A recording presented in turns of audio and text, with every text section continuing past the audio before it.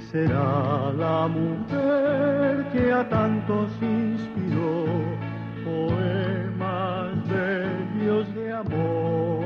Centros María, Reina de la Paz, invitan a un encuentro con nuestra Madre, la Madre de Dios. La palabra y el color. A Jesús por María. La mujer, el rey y el labrador. Experiencias en nuestra vida cristiana, de la mano de la Santísima Virgen.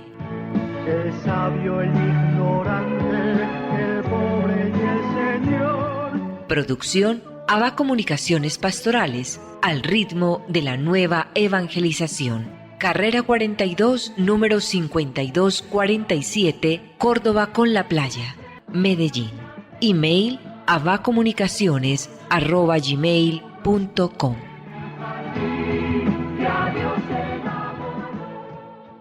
Nuestra Señora de la Paz habla al mundo. Déjese llevar de la mano de María en el camino hacia Jesús, abriendo el corazón a su mensaje. El Señor contigo, Ave María. Mensaje de Nuestra Señora María, Reina de la Paz. Queridos hijos, los invito a ir a la naturaleza y a orar para que el Altísimo hable a su corazón y sientan el poder del Espíritu Santo, a fin de que puedan testimoniar el amor que Dios tiene por cada criatura. Estoy con ustedes e intercedo por ustedes. Gracias por haber respondido a mi llamada. Muy apreciados amigos, saludos especiales. En junio, mes del Sacratísimo Corazón de Jesús, el programa de la mano de la Santísima Virgen María bajo el auxilio de San José. Todo para la gloria de Jesucristo. Liturgia de las Horas, martes de la tercera semana del Salterio. Estamos en la semana 11 del tiempo ordinario. Nuestra Iglesia Católica celebra hoy la memoria de Santa Florentina Virgen. Nació a mediados del siglo VI, hermana de 3 obispos españoles en la época de la dominación visigoda: San Leandro, San Isidoro de Sevilla y San Fulgencio. Ella, al igual que sus hermanos, era de inteligencia muy despierta. También como ellos, decidió entregar su vida a Dios. Se retira entonces al monasterio benedictino de Santa María del Valle, en donde su hermano Fulgencio era obispo. Pronto fue elegida superiora, destacándose por su espíritu de penitencia y por su constante atención a las jóvenes que, en gran número, se añadían a las monjas del convento. Su vida es un ejemplo de unidad, comunión afectiva y amor fraternal con sus hermanos.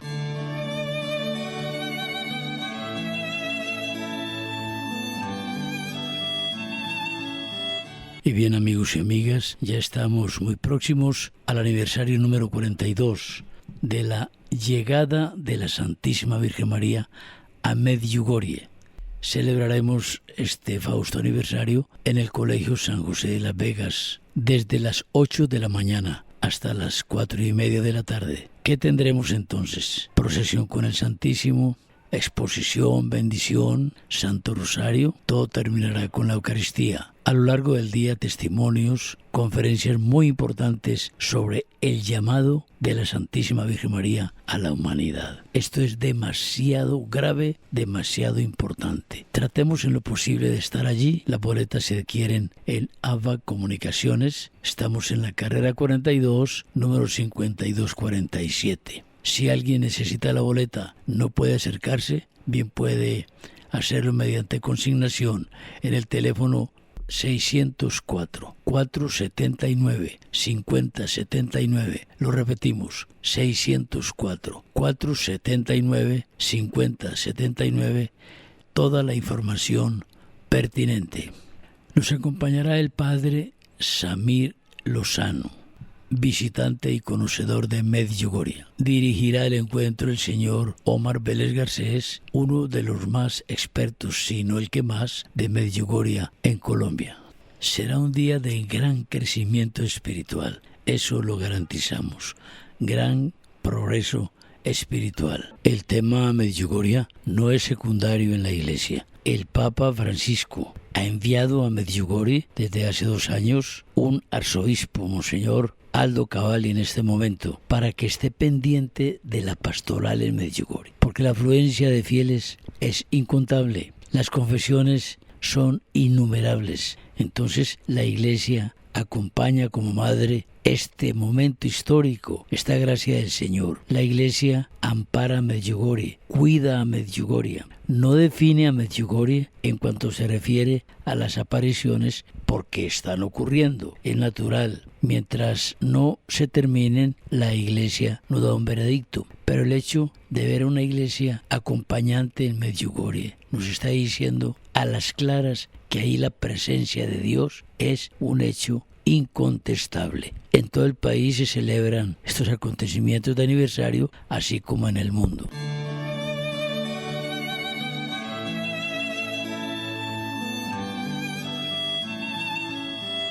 Vamos a reiniciar el diálogo que ayer estuvimos sosteniendo con el padre Fernando Bernal acerca de un acontecimiento de iglesia muy importante. El padre Bernal ha escrito un libro maravilloso sobre la iglesia de la Veracruz, tan querida y tan tradicional para la ciudad de Medellín. La iglesia celebrará 140 años de haber sido erigida como parroquia. Este libro está pletórico de historia de la ciudad, pletórico de conocimientos de esta ermita de la Veracruz, tan llena de tradición, tan llena de arte, templo testigo del devenir de la capital de Antioquia, desde sus épocas coloniales. El padre Bernal, historiador y teólogo, ha tenido la amabilidad de concedernos esta conveniente y agradable comunicación, estas vivencias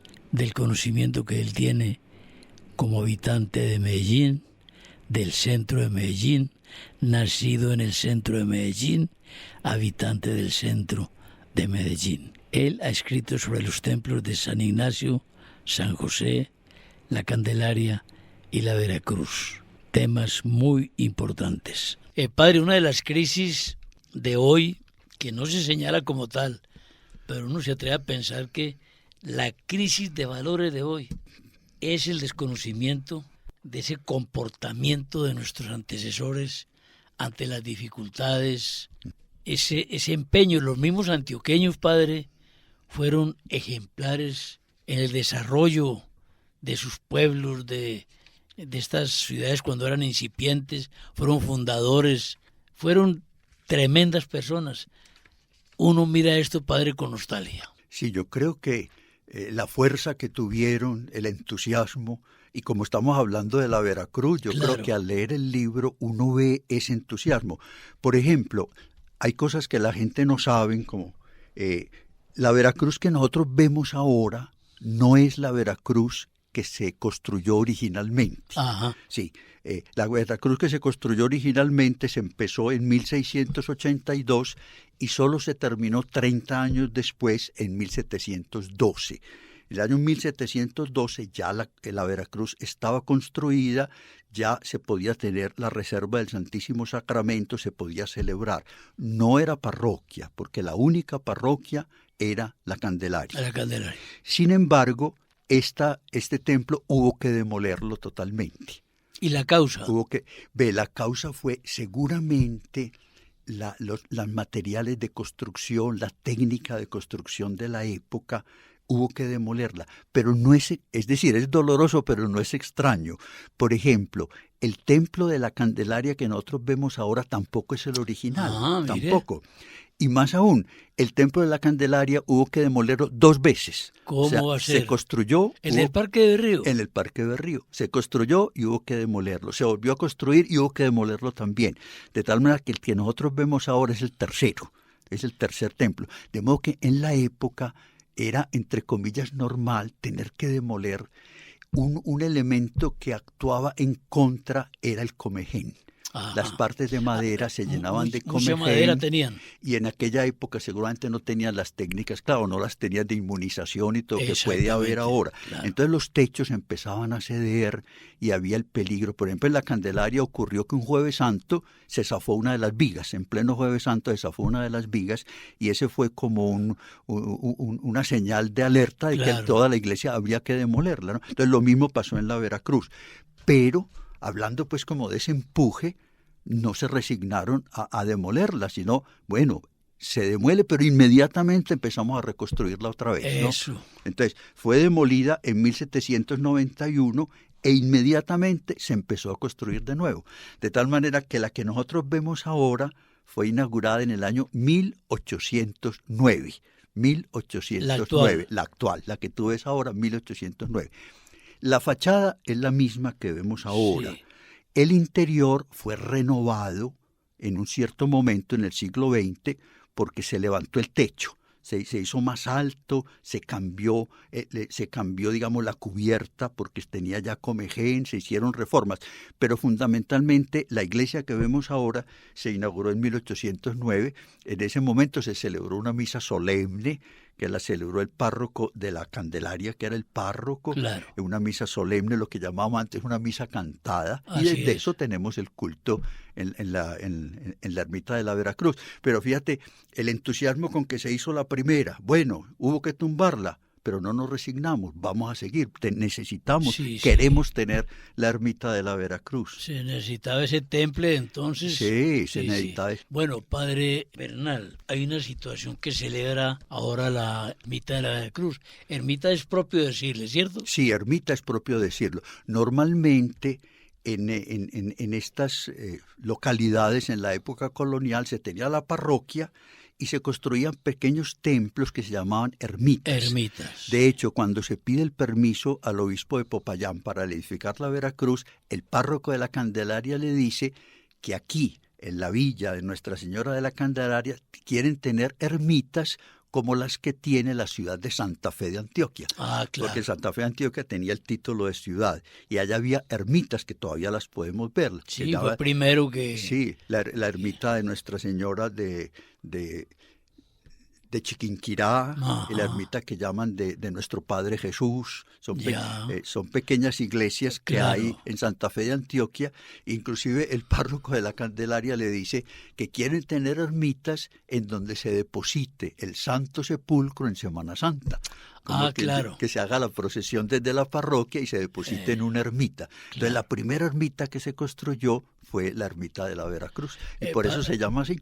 Padre, en estos momentos, canónicamente, la Veracruz ¿es parroquia o no es? Es parroquia. Actualmente. Actualmente, sí. Te voy a decir, y la pregunta pues es muy interesante, la Veracruz fue creada parroquia en el año 1883. Entonces esto es lo que ahora se conmemora. Sí, exactamente. Ahora precisamente el libro se sacó para conmemorar los 140 años de vida parroquial. ¿Ves? Está la en este año 2023 se completan 140 años. La parroquia fue creada en el año 1883 y es la segunda parroquia de Medellín, ¿no? La primera parroquia de Medellín es la Candelaria y la segunda parroquia de Medellín es la Veracruz. De tal forma que la Veracruz canónicamente ha sido parroquia, es decir, fue parroquia antes que la Catedral de Villanueva. No, claro. Caramba. No, es que, pero más aún, Orlando, yo te diría, en 1883, el entonces obispo de Medellín, que fue el tercer obispo de Medellín, se llamaba José Ignacio Montoya Palacio. Él dividió la ciudad de Medellín en dos parroquias, la Candelaria y la Veracruz. Mire. La Veracruz. Más o menos... Hacia el oriente y hacia el occidente. Más o menos sería de la quebrada Santa Elena, o sea, la actual calle La Playa, entonces hacia el sur. Y hacia el norte. Sí, hacia el sur sería la Candelaria y hacia el norte sería la Veracruz. Aunque hubo que hacer pues una vueltecita porque la Veracruz está de todas maneras al lado de acá de la quebrada, sí, claro, ¿no? Claro, pero claro. Los límites muestran que la idea era todo lo que hubiera de la quebrada Santa Elena, o sea, de la actual La Playa, hacia el norte ya sería la parroquia de la Veracruz. Vea, hombre, qué dato tan interesante. Sí, sí, Monseñor José Ignacio Montoya Palacio dio el decreto creando pues la Veracruz como la segunda parroquia de Medellín, dividiendo Medellín en dos parroquias. En dos parroquias. Cualquier parroquia, porque hubo parroquias relativamente antiguas, por ejemplo, en Robledo, en Belén, en El Poblado, pero eso no se consideraba Medellín. Eso se le daba el nombre de fracciones. Eran como pequeños pueblos en las afueras de Medellín. Pero Medellín se consideraba, era del río hacia el oriente. Del río hacia oriente, eso era propiamente Medellín. Pues ya estábamos extrañando eso porque, sí, claro, eran fracciones, hoy diríamos, a la manera de hoy, corregimientos, de pronto. Sí, sí. Algo parecido. Aunque ahora ya forman parte integrante de la ciudad, sí, claro, ¿no? Claro. Pero en esa época eran fracciones y Medellín era del río hacia el oriente y por eso fue lo que se dividió en la Candelaria y la Veracruz. Esa aclaración, padre Fernando, es importante porque muchas personas que estén oyendo este programa podrán decir, no, es que la primera fue El Poblado, fue San... No. Porque hay una historia bonita. Sí, en el programa, en El Poblado, en el año 1616, sí, empezó una población de indígenas con una capilla consagrada a San Lorenzo, ¿no? San Lorenzo. Pero El Poblado no se consideraba Medellín, o sea, ese claro. De hecho, ha habido mucha discusión entre los historiadores, pero yo me inclino a pensar que ese no es el origen de Medellín, ese es el origen del Poblado, ¿no? El origen de Medellín son personas que se fueron situando más o menos en lo que ahora es el Parque de Berrío, en ese sector, ¿no? Lo que ahora es la iglesia entre San Benito y la Candelaria, ahí fue naciendo, digamos, un asentamiento que después se llamó un sitio y finalmente una villa, ¿no?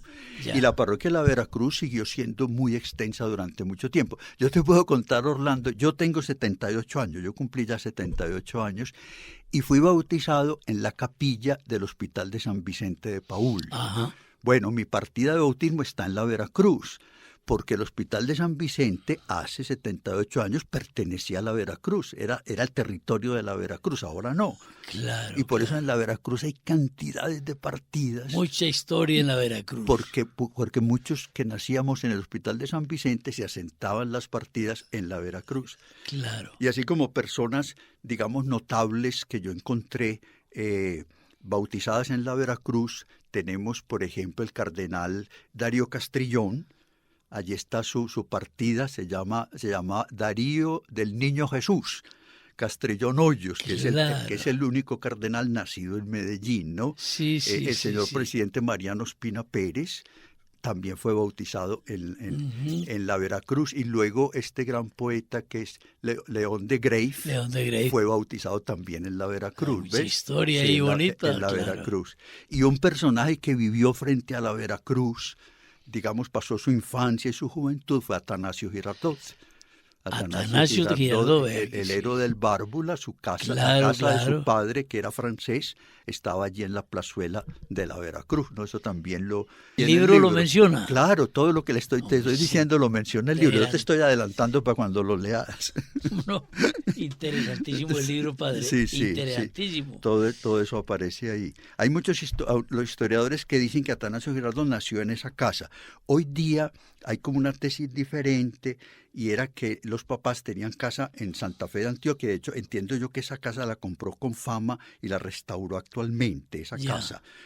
Pero cuando el niño iba a nacer, los papás se vinieron, y entonces el niño nació en San Jerónimo, pues estaban en el camino y nació en San Jerónimo. Ajá. Eso es lo que parece hoy día. Sin embargo, inmediatamente lo trajeron a Medellín, porque yo encontré en el archivo de la Candelaria la partida de bautismo de Atanasio Girardot, y dice que tenía 8 días de nacido.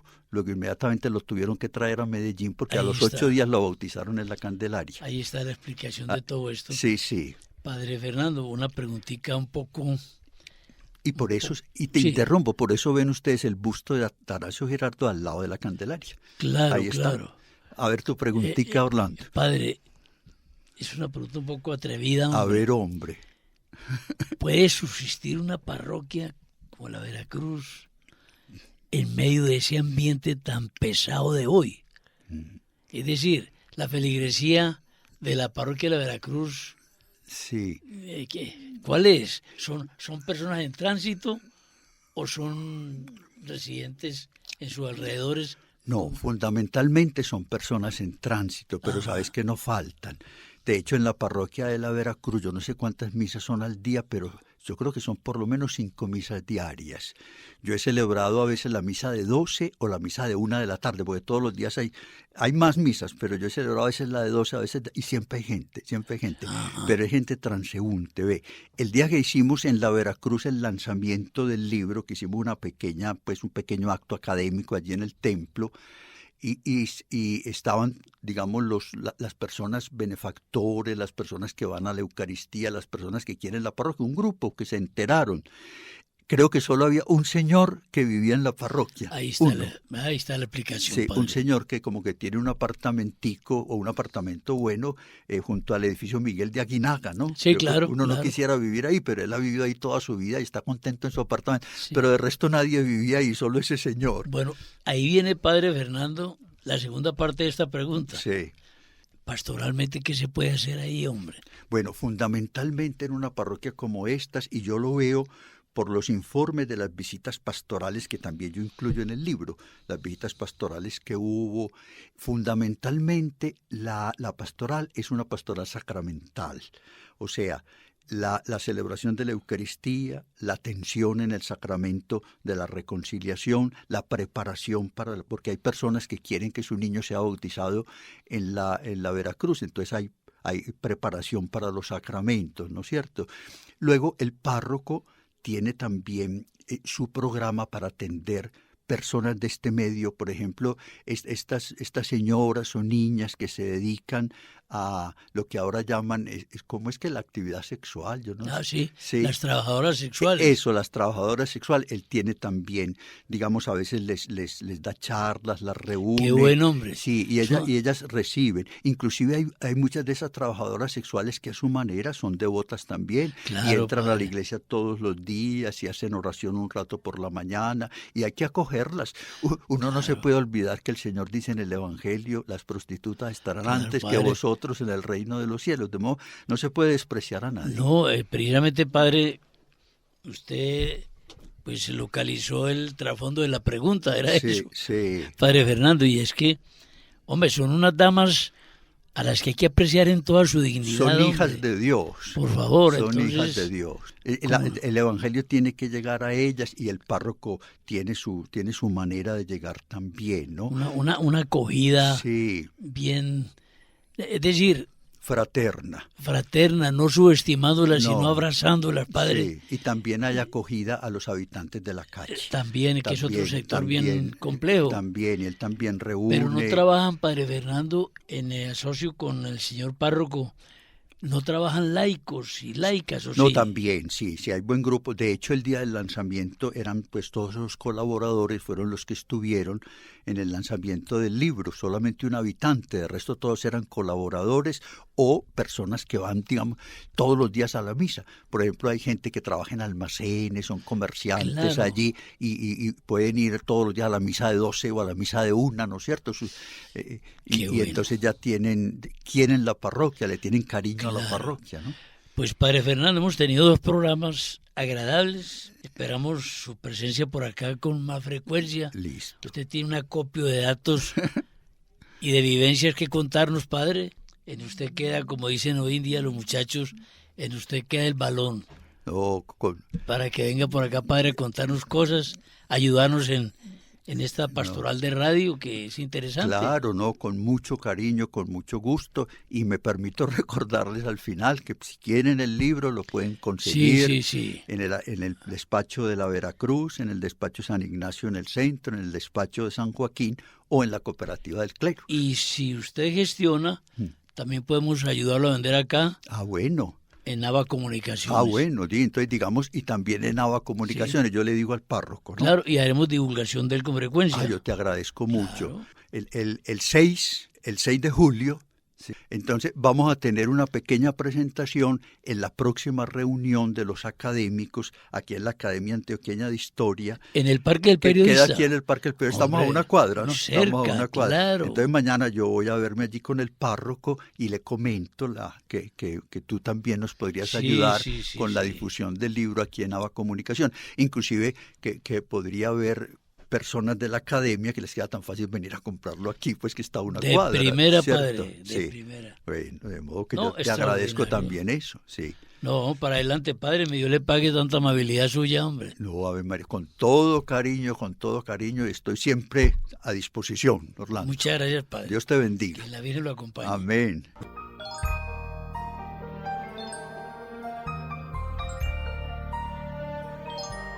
Y bien, amigos, vamos a invitarles a visitar Ava Comunicaciones.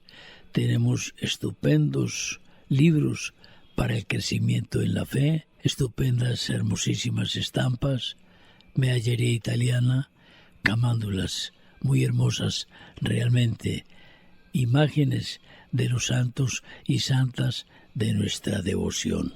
Les esperamos y agradecemos las donaciones que nos obsequian en materia de ropa de segundo buen estado y objetos del hogar que ya no usan, pero que aún están en muy buen estado. A Nuestra Señora de la mano de San José le decimos con cariño.